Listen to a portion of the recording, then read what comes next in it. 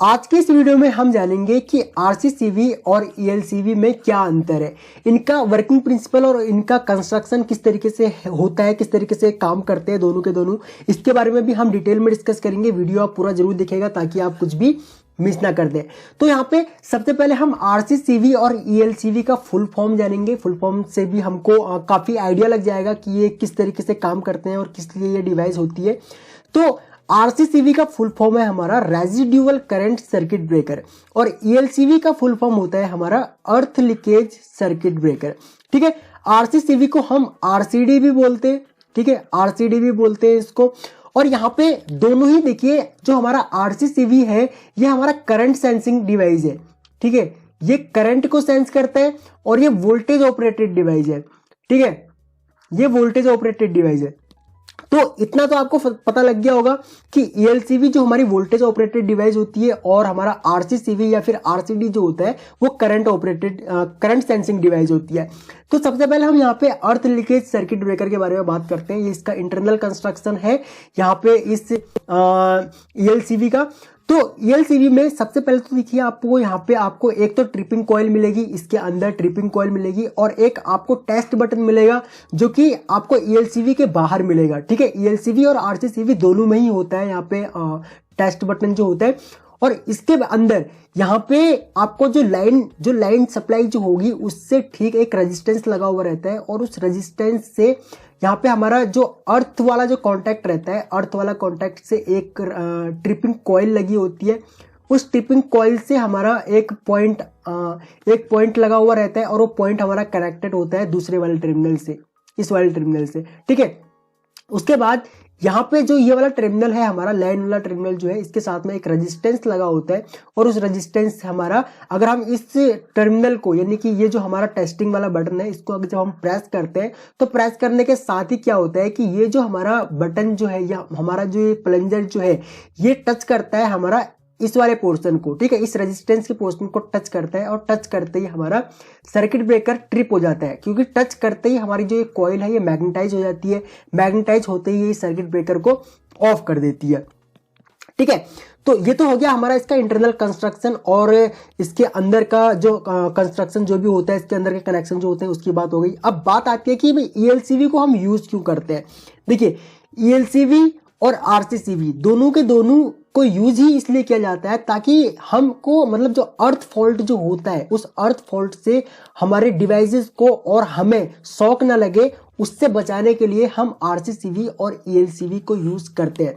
ठीक है, आरसीसीवी और ईएलसीवी जो है वो अर्थ फॉल्ट से बचाने के लिए, अर्थ फॉल्ट से प्रोटेक्शन देने के लिए हम आरसीसीवी और ईएलसीवी को यूज करते हैं। ईएलसीवी जो है वो ओल्ड मॉडल है, ईएलसीवी को आज के टाइम में यूज नहीं किया जाता और जहां पे भी ईएलसीवी लगी हुई है अभी उनको रिप्लेस करके आरसीसीवी वहां पे यूज की जा रही है। तो ईएलसीवी को क्यों यूज नहीं किया जाता अभी, उसका मेन पर्पज जो है वो है इसका वोल्टेज ऑपरेटिंग डिवाइस होना। ठीक है, वोल्टेज ऑपरेटेड डिवाइस होना। तो वोल्टेज ऑपरेटेड डिवाइस का मतलब ये है कि देखिए इसके कनेक्शन किस तरीके से होते हैं। इसके कनेक्शन हमारा यहाँ पे, अगर मैं 3 फेज के कनेक्शन यहाँ पे कर दूं, यहाँ पे एक पॉइंट और मैं अगर यहाँ पे लगा देता हूँ, ठीक है, इस तरीके से, तो यहाँ पे मान के चलिए मेरी एक 3 फेज की इंडक्शन मोटर यहाँ पे मैंने उसके कनेक्शन कर दी है। ठीक है, उसको आप जो यहाँ पे आर वाई एंड बी आपका आया और यहाँ पे आपका एक अर्थ वायर आ गई। तो आर वाई बी आपने दिया, सेम सर्किट ब्रेकर जैसे कि हम एमसीबी यूज करते हैं सेम वैसे ही इसके कनेक्शन होते हैं। तो यहाँ पे मैंने इसके इनपुट टर्मिनल पे वायर कनेक्ट की और आउटपुट टर्मिनल से मैंने आउटपुट लेकर के मोटर को कनेक्ट कर दिया। और सेम इसी तरीके से हम क्या काम करेंगे, जो हमारा अर्थ वायर है उस अर्थ वायर को भी हम यहाँ पे कनेक्ट करेंगे इस सर्किट ब्रेकर के इस वाले टर्मिनल पे कनेक्ट करेंगे और आउटपुट से लेकर के हम यहाँ पे मोटर पे कनेक्ट कर देंगे। तो क्या होगा कि जब भी हमारा इस मोटर की बॉडी के साथ में कोई भी लीकेज वोल्टेज आएगा, कोई भी अगर लीकेज वोल्टेज आएगा तो लीकेज वोल्टेज रिटर्न जाएगा हमारा यहाँ इस कॉइल में और ये कॉइल मैग्नेटाइज होगी, मैग्नेटाइज होते ही हमारे इस सर्किट को ब्रेक कर देगी। ठीक है, तो ये इसका एक सिंपल सा फंडा है काम करने का ईएलसीवी का। लेकिन अगर हम यहाँ पर रेजिडुअल करंट सर्किट ब्रेकर या फिर आरसीसीवी या फिर आरसीडी की बात करें तो ये करंट सेंसिंग डिवाइस है, ये वोल्टेज को नहीं, ये करंट को सेंस करती है। ठीक है, ये हमारी करंट को सेंस करती है। तो ये करंट को देखिए किस तरीके से सेंस करती है कि यहाँ पे हमने सिंपल कनेक्शन दोनों के सेम होते हैं, दोनों के मतलब कनेक्शन सेम ही है, लेकिन सिर्फ ये है कि रेजिडुअल करंट सर्किट ब्रेकर में हमारा अर्थ वायर नहीं लगता है। यहाँ पे सिर्फ न्यूट्रल वायर कनेक्ट करते हैं, ठीक है। यहाँ पे हम R Y B and neutral connect करते हैं। तो ये हमने आरसीसीवी या फिर आरसीडी लगाया। इनपुट कनेक्शन हमने इसको दिए फेस एंड न्यूट्रल। यहाँ पे मैं सिंगल फेस की बात कर रहा हूँ, लेकिन सेम हमारा 3 फेस की भी सेम ही वर्किंग है। तो यहाँ पे हमने इसको न्यूट्रल एंड फेस दिया और ये हमारा यहाँ पे लोड कनेक्ट हो गया, यानी कि यहाँ पे हमने लोड कनेक्ट कर दिया और ये हमारा ग्राउंड है, ठीक है। ये हमारा ग्राउंड है और ठीक है, ये हमारा मान के चलिए कोई एक पर्सन है, ठीक है, जो कि यहाँ पे कनेक्ट है इस लोड के साथ में। यहाँ पे इसने लोड पे ये काम कर रहा है, कोई भी एक मशीन है, उस मशीन पे ये बंदा काम कर रहा है, वर्कर। तो मान के चलिए कि इस आरसीसीवी से हमारा 10 एम्पियर करंट फेस वायर में 10 एम्पियर करंट यहाँ पे पास हो रहा है और ये हमारे लोड से होते हुए न्यूट्रल के रास्ते रिटर्न जा रहा है, ठीक है। 10 एम्पियर करंट इस तरीके से आया और यहां से न्यूट्रल के रास्ते ये रिटर्न हो गया।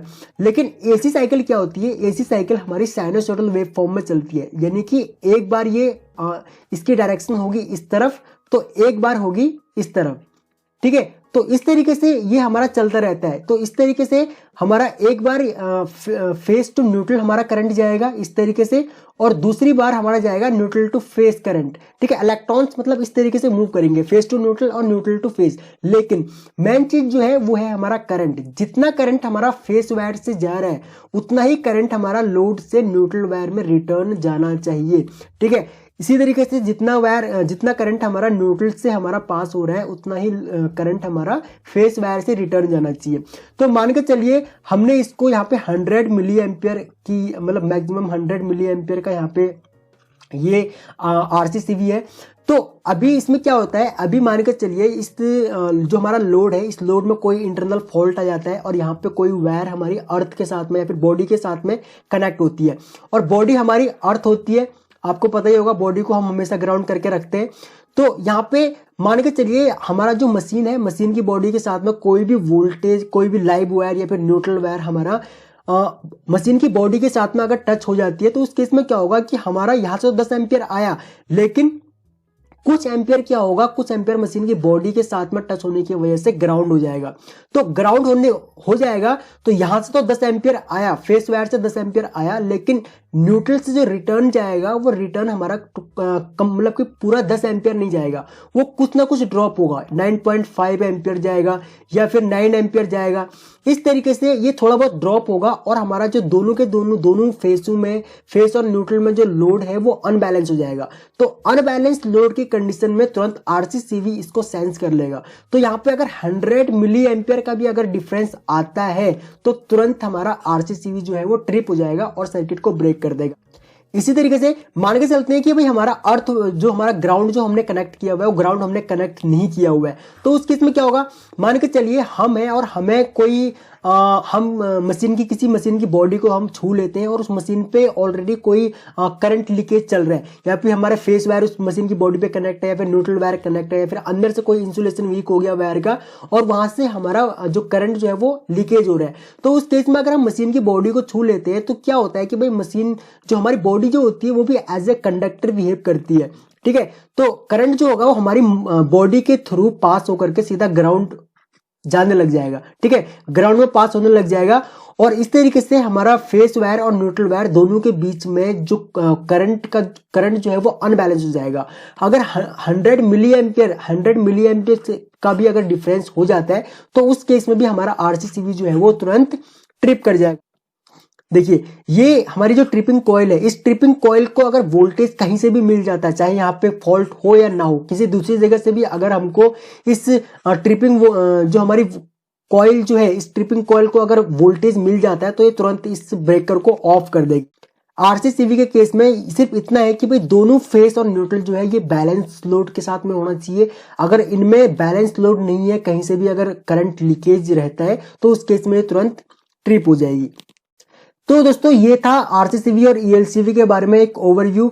आई होप कि आपको ये वीडियो पसंद आई होगी और आपको पता लग गया होगा कि आरसीसीवी और ईएलसीवी में क्या डिफरेंस है और किस तरीके से ये दोनों एक दूसरे से अलग है और किस तरीके से ये दोनों काम करते हैं। आरसीसीवी करंट ऑपरेटिंग डिवाइस है, करंट सेंसिंग डिवाइस है, और ईएलसीवी जो है वो वोल्टेज ऑपरेटेड डिवाइस है, ठीक है। लेकिन आज के टाइम में आरसीसीवी को ज्यादा यूज किया जाता है, आरसीसीवी आरसीडी इसको ज्यादातर यूज किया जाता है। ईएलसीवी जो है वो रिप्लेस हो रहे हैं, ईएलसीवी ओल्ड मॉडल हो गया है, ठीक है, यानी कि ईएलसीवी को ही अपडेट करके आरसीसीवी बनाया गया है।